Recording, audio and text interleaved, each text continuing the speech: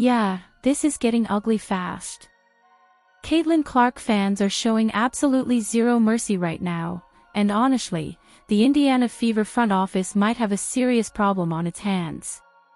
What started as a routine off-season rollout has completely exploded into a fan revolt online, and the numbers behind it are impossible to ignore.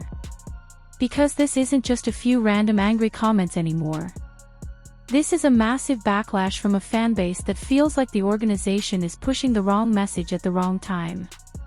And now, with opening night approaching, the pressure surrounding Stephanie White and the Fever coaching staff is reaching another level entirely. For months, fans have been frustrated with the way the Fever handled Caitlin Clark offensively. A lot of supporters believe the team spent too much time taking the ball out of her hands instead of fully building the offense around her elite playmaking ability. And every time critics brought it up, the response from media insiders was basically the same: those are just trolls who don't understand basketball. But Fever fans clearly are not buying that narrative anymore. This fanbase watches the games closely. They break down spacing, rotations, offensive sets, and pick-and-roll actions. They notice when Caitlin Clark is standing off ball for long stretches instead of controlling the offense. And they are not staying quiet about it. Now things have escalated even further after the Fever officially revealed their 2026 opening night roster. The team posted graphics for every player individually across social media, highlighting jersey numbers and hyping up the new season. Pretty normal stuff.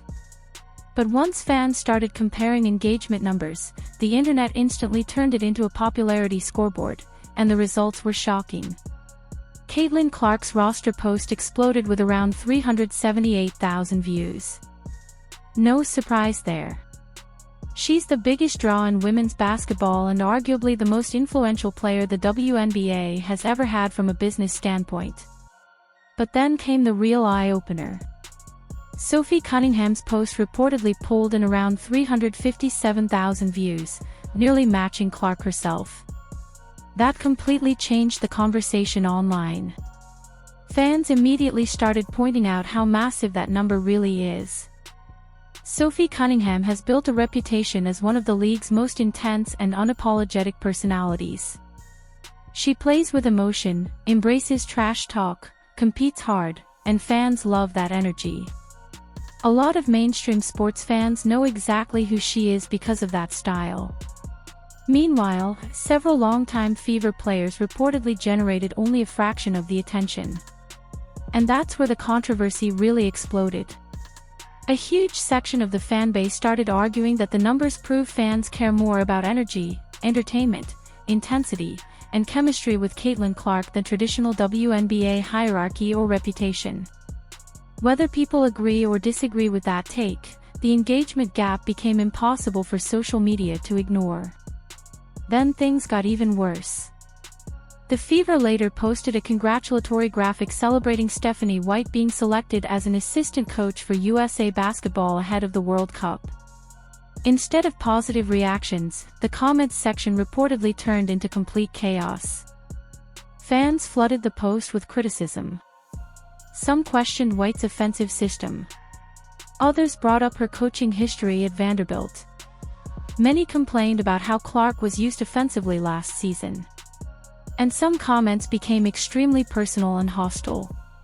That's the moment where this stopped feeling like ordinary criticism and started looking like a full-scale fan rebellion online. A lot of supporters are still frustrated about last season's rotations, offensive adjustments, injury communication, and the constant debate over whether Caitlin Clark should dominate the ball more consistently. Fans feel like the organization and some media voices tried to dismiss those concerns instead of addressing them directly. And now every new Fever post is becoming another battleground.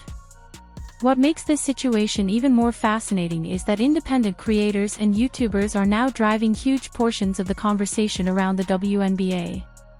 The league and traditional media no longer fully control the narrative the way they once did. Fans are discussing analytics, ticket sales, offensive efficiency, spacing concepts, and coaching decisions openly every single day online. That shift in power is making things very uncomfortable for organizations that are used to shaping the messaging themselves. Still, it's important to separate passionate criticism from outright toxicity. Fans are absolutely allowed to question coaching decisions, offensive schemes, or roster strategy. That's part of sports. But personal attacks and harassment toward players or coaches can quickly cross the line.